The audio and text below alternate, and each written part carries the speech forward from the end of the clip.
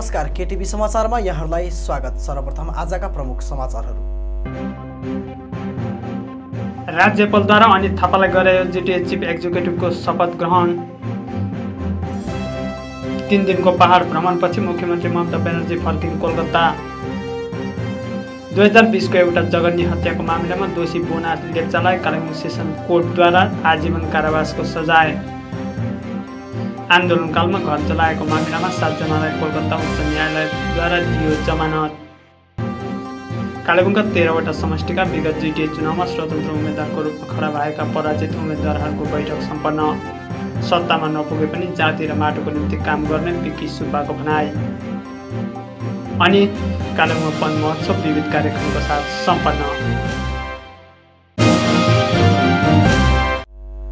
जिटिए सभाको पहिलो सभासितै शपथ ग्रहण राज्यपाल जगदीप धनखडको विशेष उपस्थितिमा सम्पन्न भयो। भारतीय गोर्खा प्रजातान्त्रिक मोर्चा अध्यक्ष एवं 32 नम्बर लाटपन्चर सिटोङ समष्टि सभासद अनित थापाले चिफ एक्जिक्युटिभको पदमा शपथ ग्रहण गरेका छन्। जिटिए सभा 2022 को आज प्रथम सभा दार्जिलिङ गोर्खा रङ्गमञ्च भवनमा सम्पन्न भएको थियो। 41 नम्बर समष्टि सभासद सञ्चवीर सुब्बाको अध्यक्षतामा सम्पन्न सभामा सर्वसम्मतद्वारा अन्जुल चौहानलाई जिटिए सभाको चेयरम्यान, राजेश चौहानलाई डेपुटी चेयरम्यान अनि अनित थापालाई चिफ एक्जिक्युटिभको रूपमा चयनित गरियो। जिटिए सभा 2022 को पहला मीटिंग यहाँ गोरखा रंगमंच भवन में आज कंप्लीट हुआ। Shri Sanchabir Subba elected member from 41 Itabling constituency वो मीटिंग प्रिसाइड किया था for the election of chairman. In the election, Shri Anjul Chauhan from 16 नगरी दजिया constituency उनका इलेक्शन हुआ एज अ चेयरमैन जिटिए सभा। उसके बाद डिप्टी चेयरमैन का इलेक्शन हुआ। Shri Rajesh Chauhan from 17 Rangbul Dotria constituency, he has been elected as a deputy chairman GTA Sabha. उसके बाद chief executive of GTA Sabha उनका इलेक्शन हुआ। After election Shri Anit Kumar Thapa from 29 Karsiang Gidepaha and 32 Sitang Latpancher constituency, he has been elected as a chief executive. After that, the meeting has been declared ended by the chairman. राज्यपाल धनखडले अनित थापालाई chief एक्जिक्युटिभको रूपमा शपथ ग्रहण गराए। म अनित कुमार थापा गोर्खाल्यान्ड क्षेत्र प्रशासन मुख्य कार्यपालकको रूपमा निर्वाचित भएकोमा ईश्वरलाई साक्षी राख्दै दृढतापूर्वक पुष्टि गर्दछु कि भारतको संविधान अनि अखण्ड प्रति पूर्ण भरोसा, आस्था, विश्वास वहन गर्ने विधि सम्मत घोषणा गर्दछु। धन्यवाद। कार्यपालको पदमा यहाँले पद अनि गोपनीयताको शपथ ग्रहण गर्नुभयो। सम्माननीय राज्यपाल पश्चिम बङ्गालको उपस्थितिमा यहाँलाई गोर्खाल्यान्ड क्षेत्रीय प्रशासनको तर्फबाट हार्दिक बधाई अनि शुभकामना व्यक्त गर्दछु। यसबीच राज्यपाल जगदीप धनखडले आफ्नो सम्बोधन राख्दै जिटिएमा करोडौं रुपियाँको भ्रष्टाचार भएको जसले ऐनलाई तोड्ने कार्य गर्यो उनीहरूमाथि कानुनी कारबाही हुने बताए। साथै यो नयाँ बोर्डले कुशलतापूर्वक भ्रष्टाचार मुक्त कार्य गर्ने आशा पनि उनले व्यक्त गरेका छन्। About roads being in critical condition, provisions of the GTA Act being violated, total lack of accountability and transparency, with no audit taking place even for once, though it was required to be every year. This team is starting on a clean slate. Make sure there are no violations. Make sure you reflect your commitment and trust your governor.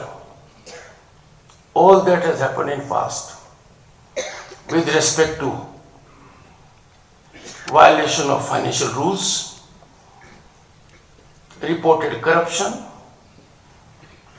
non-accounting of funds of thousands of crores, all shall be duly accounted. You can have my assurance, there will be audit for each year. everyone who has committed transgression and violation will be brought to book. I can understand the problem of this area very critically. This is an area that is globally known. अर्कोतिर अनित थापाले पहाडमा धेरै चुनौती रहेको यहाँ system ध्वस्त बनेको छ, सिस्टमलाई पुनः निर्माण गर्ने प्रक्रियामा काम गर्ने बताएका छन्। हामीलाई धेरै काम गर्नु छ पहाडमा हेर्नु जब अहिले मेरो ओभरटेकिङ भयो गभर्नरकोबाट र अब पहाडको सिस्टम कोल्याप्स सिस्टम बनाउनलाई हामीले बार भनेर त्यो सिस्टम अनुसार हामी काम गर्छौँ। के च्यालेन्ज 3 इम्पोर्टेन्ट च्यालेन्ज अब धेरै च्यालेन्जेसहरू थियो। तपाईँहरू पनि पहाडमा बस्नुहुन्छ, तपाईँहरूले पनि भोग्नु भएको चिज चाहिँ म काम गर्नुपर्छ। अनि सर त्यो आज गभर्नरले जुन स्ट्रेट एकाउन्टेबल कुरा गर्नुभयो अघि अनि उहाँको स्ट्रङ वर्डेड उहाँले एउटा भाषण दिनुभयो, त्यो लिएर हजुरले के? अब गभर्नर हो, गभर्नरको आफ्नो राइट्स हो बोल्ने, अनि कुरा पनि ठिकै हो, गभर्मेन्टमा अडिट हुनुपर्छ, उहाँले ठिकै कुरा गर्नुभयो, जे नियम छ त्यसको कुरा गर्नुभयो। मैले अडिटलाई जहिले वेलकम गरिरहेकै छु।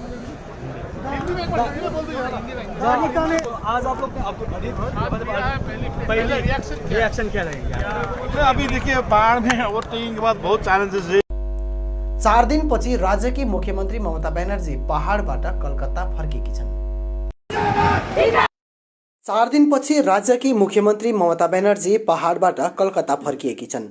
जिटिए सभाको चुनावपछि सभासदहरूलाई शपथ ग्रहण गराउन 11 जुलाईको दिन मुख्यमन्त्री पहाड चढेकी थिइन्। 12 जुलाईको दिन सम्पूर्ण सभासदहरूलाई शपथ ग्रहण गराइन्। 13 जुलाईको दिन भानु जयन्ती कार्यक्रममा उपस्थित रहिन् अनि आज दार्जिलिङ पहाडबाट फर्किएकी हुन्।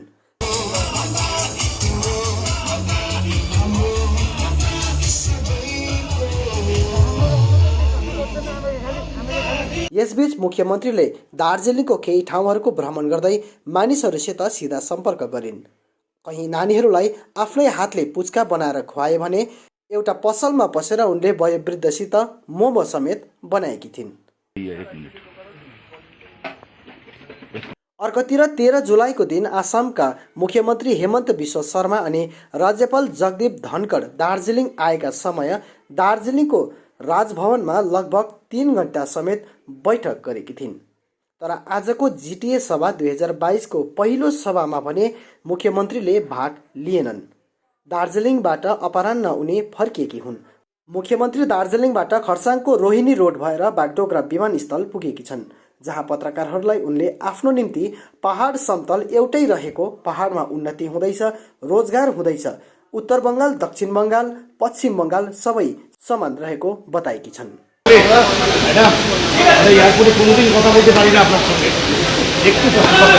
আপনার কি কথা বলবো? আমার সাথে সারাক্ষণ জিটিয়ে আজকে অরিক থাপা আজকে ওত নিল, আমি আসার সময় কনগ্রাচুলেট করে এলাম। পাহাড় সমতল সবাই ভালো থাকুক, শান্তি থাকুক, এটাই আমরা চাই। বললাম তো আমার কাছে দেখুন, আমার কাছে উত্তরবঙ্গ, দক্ষিণবঙ্গ, পশ্চিমবঙ্গ আমার কাছে সবটাই সমান।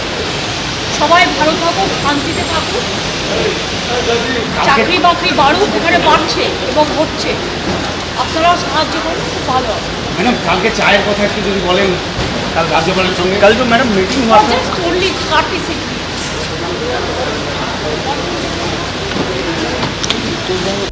गत 20 जुन 2020 को दिन कालेबुङ मिडल बोङबस्ती स्थित बोङ चर्च परिसरमा भएको जघन्य हत्याको दोषी बोना लेप्चालाई कालेबुङ सेसन कोर्टले आजीवन कारावासको सजाय सुनाएको छ।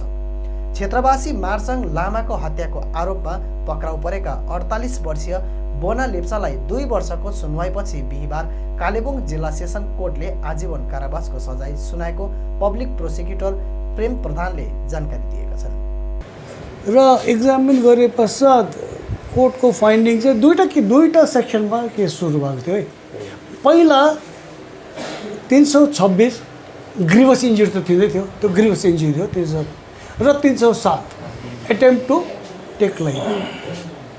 तर अब पछि मर्यो, 13 मर्यो, त्यो 307 चाहिँ 302 मा परिणत भयो र केस प्रोसिडेड अन्डर सेक्सन 326 एन्ड 302 दुईटै काउन्टमा चाहिँ दोषी पायो।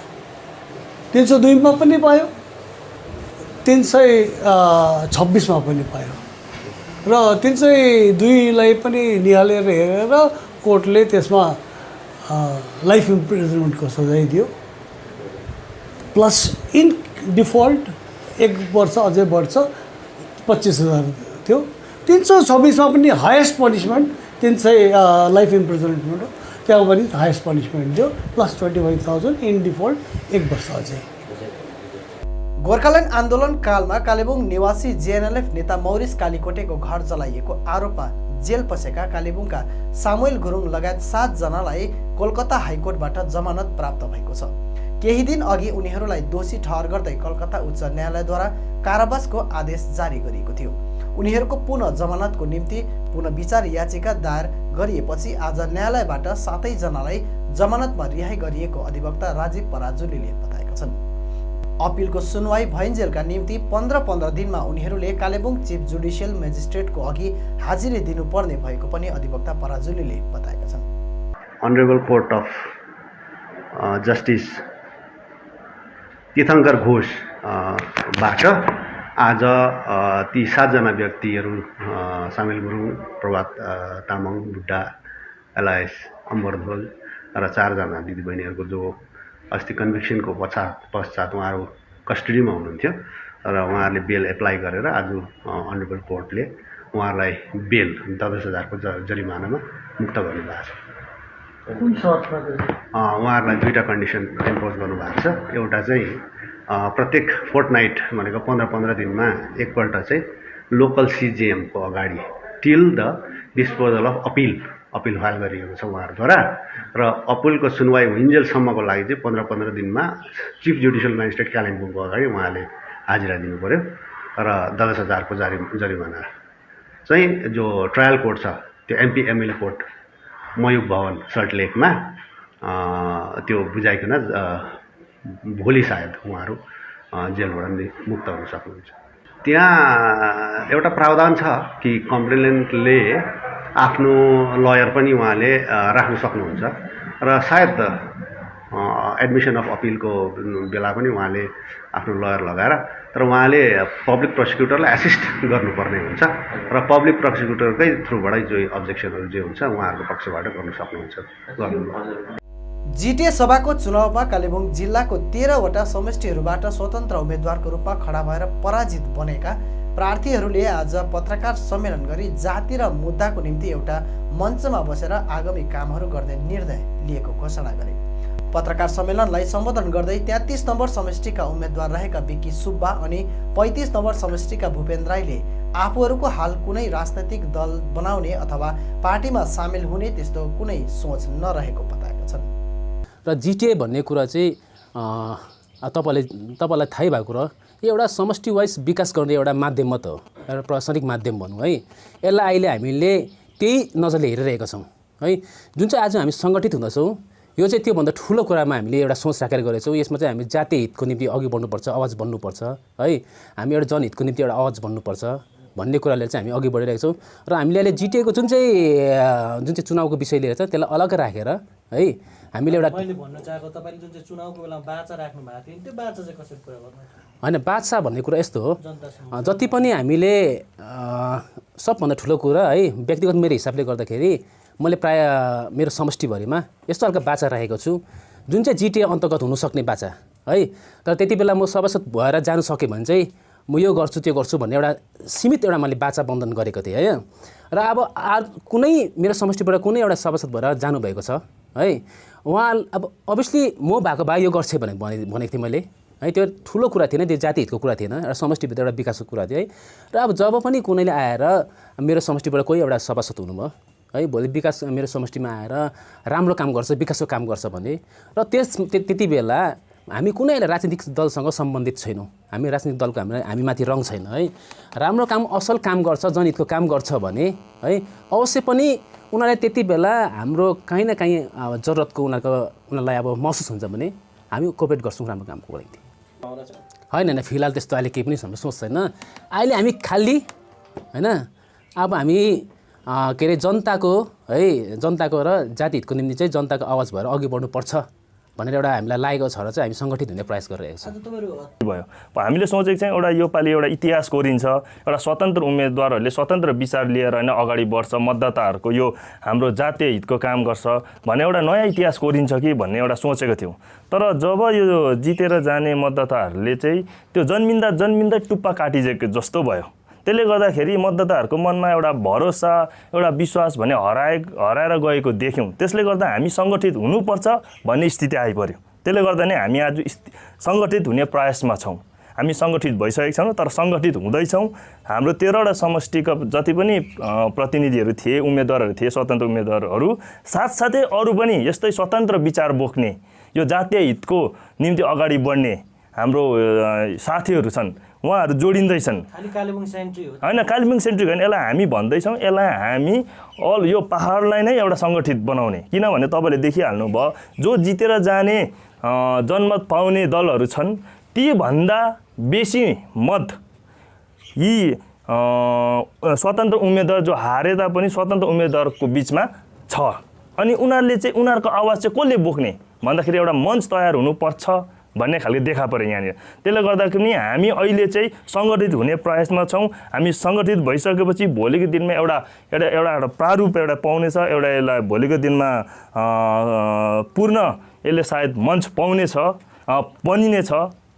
मुख्यमन्त्री ममता ब्यानर्जीको पहलमा सप्ताहव्यापी वन महोत्सव कालेबुङ टाउन हलमा विविध कार्यक्रमको साथ सम्पन्न गरिएको छ। कार्यक्रममा कालेबुङ नगरपालिका BOA उपाध्यक्ष भीम अग्रवाल, एनजिओबाट दिपेन्द्र सुब्बा, सेभ द हिल्सका अध्यक्ष प्रफुल्ल राव, पर्यावरण पत्रिकाका सम्पादक भुवन पिखनाल, DFO चटक भट्टाचार्य, ADFO ग्याचोला येल्बो लगायत विभिन्न स्कुलका विद्यार्थीहरूको उपस्थिति रहेको थियो।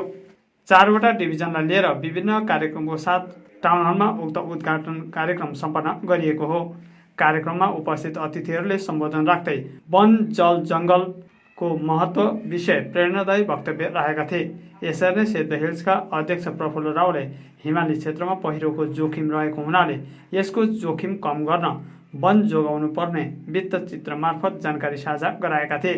यसरी नै पर्यावरण पत्रिकाका सम्पादक भुवन पिखनालले वन जङ्गल मानिसको अस्तित्वको निम्ति नै महत्त्वपूर्ण भूमिका निर्वाह गर्ने भएकाले प्रत्येक व्यक्तिले नै यसलाई संरक्षणको निम्ति आफ्नो पक्षबाट पहल गर्नुपर्ने बताएका छन्। विशेष गरेर वन जल जङ्गल बचाउने अभियानलाई प्रभावकारी रूपमा कार्यान्वयन गराउन विभिन्न स्थानमा विविध कार्यक्रमको आयोजना भइरहेको ADFO ग्याचोला येल्बोले बताएका छन्। अर्कोतिर समतलको तुलनामा कालेबुङमा हरियाली राम्रो रहेको DFO चटक भट्टाचार्यले बताएका छन् कि जितना पेड़ हम कम काटे उतना अच्छा है। अगर काटना ही पड़े तो keep the damage to a minimum and keep taking measures so that इसका इम्पैक्ट स्लो होता है, कम होता है। पेसोक चियाबारीको वर्तमान समस्यालाई लिएर क्रमागत श्रमिक सङ्गठनले दार्जिलिङ जिल्लापाल अनि ALC-लाई पत्राचार गरेको छ। रङली रङलियट खण्ड अधिकारी BLRO लगायत सम्बन्धित विभागबाट 13वटा परिवारलाई पठाइएको पत्र खारेज गरिनुपर्ने अनि त्यस समस्यालाई चाँडै हल गर्नुपर्ने माग लिएर DM ALC-लाई भेट गरी ज्ञापन बुझाइएको जनाइएको छ। भोलि हामी पनि जानेछौँ त्यो उक्त बगानमा, श्रमिकहरूको स्थिति बुझ्नेछौँ अनि को आउँछ हाम्रो छाती भएर जानुपर्नेछ त्यहाँनिर बगानमा त्यो उच्छेद गर्नको निम्ति। हामी यही भन्छौँ, हामी यो जुन आज DM-लाई दिएको पत्राचार गरेको जुन कपी छ यो सम्बन्धित विभाग जुन पनि छ रङली रङलियटको ब्लकमा त हामीले दिइसकेका छौँ। त्यहाँको हामी प्रशासन, पुलिस प्रशासनलाई पनि हामी दिनेछौँ। साथमा यहाँ हामीले ALC-मा पनि हामीले दिइसकेका छौँ। ALC-ले हामीलाई नितिन शाह, रतिन शाह हुनुहुन्छ यहाँको एसिस्टेन्ट लेबर कमिसनर, उहाँले हामीलाई एकदम आश्वस्त गर्नुभयो र म भोलि नै त्यहाँ तल गएर JLC-सँग कुरा गरेर है यो कुरोलाई हामी छिनाफाना गर्नेछौँ भनेर हामी यही चाहन्छौँ कि श्रमिकहरूको पक्षमा श्रमिकको जुन पनि असुविधा छ त्यसलाई निकल गरेर त्यो उच्छेदको जुन नोटिस छ यसलाई चाहिँ झट्टै विथड्र गर्नुपर्छ भन्ने हामी दार्जिलिङ तराई डच चिया कमान मजदुर युनियनको पक्षबाट माग गर्छौँ अनि माग राखेका छौँ सबै विभागमा। गुरु पूर्णिमा साथसाथै भानु जयन्तीको शुभ उपलक्ष्यमा मानव उत्थान सेवा समिति कालेबुङ तहसिलद्वारा बुधबार स्थानीय 10 माइल स्थित धर्मबोध आश्रममा विविध कार्यक्रम सम्पन्न गरिएको थियो। पूजा अर्चना सहित शुभारम्भ गरिएको उक्त कार्यक्रममा मानव उत्थान सेवा समितिका युथ विङ साथै बाल सभाका नानीहरूद्वारा बाल कार्यक्रम, कविता वाचन, रामायण पाठ, बाल नाटक आदि प्रस्तुत गरिएको थियो। समितिका सुदर्शन छेत्रीद्वारा मानव जीवनमा गुरुको महत्त्व साथै आत्मज्ञानमाथि विचार पोखेका थिए। यसरी नै समितिद्वारा तयार गरिएको बाल पुस्तिका कालेबुङ तहसिल प्रभारी महात्मा तारिका बाइजीको बाहुलीबाट शिक्षक शिक्षिकालाई हस्तान्तरण गरिएको थियो। मानव सेवा दलमा नवभर्ती हुने जम्मा 21 जना सेवा दललाई प्रान्त प्रशिक्षक अशोक लेप्चा, दामोदर आचार्य, नरेश गतानीद्वारा नम्बर तथा फिता वितरण गरिएको थियो।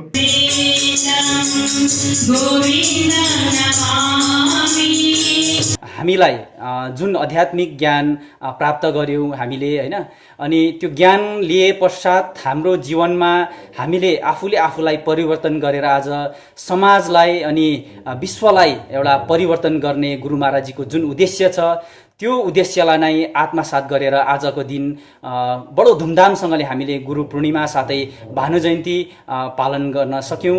र आजको दिनमा हाम्रा मसिना बालसभाका नानीहरूले खुबै सुन्दर ढङ्गमा बाल नृत्य साथै भानुभक्त आधारित नाटकहरू गरेर सबै भक्तजनहरूलाई एकदमै आनन्दित तुल्याएका थिए।